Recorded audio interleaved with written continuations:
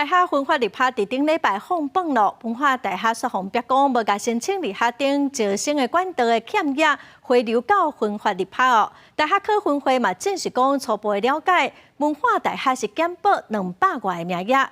教育部是强调讲，若调查是事实，会来靠奖补助款个招生的名额，嘛有处罚。大学招联会规定，凡生推荐甲申请入学就无满的名额，应该爱算入去分发入学的招生名额。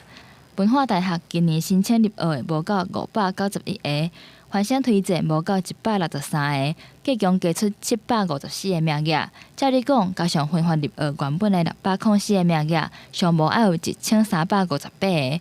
不过7月底考分会公布文化大学分发入学的总名额，却敢若1265个。我们一直想说，这个学校是巴不得把他的招生名额回流给学生来选填嘛，应该不会有学校说有名额不释放出来给学生选填嘛，所以我们以往学校报多少个回流名额，我们就相信他们嘛。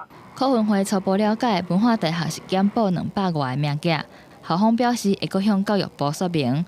若教育部这边是强调，若证实有减报，会甲补助甲招生的名额拢扣掉，嘛会处罚相关的人员。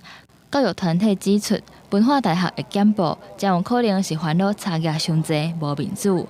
未来主管机关就要建立资讯整合平台，才会当避免类似的状况搁发生。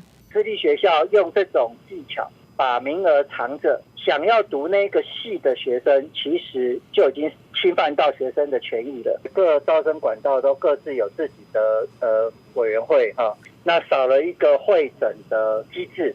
大学考分会嘛强调，除非入学的管道拢整理伫同一个平台，由教育部授权才会当查核。若无到目前为止，敢若会当相信学校甲因回报的数量看伫咧网站，互学生参考。记者综合报道。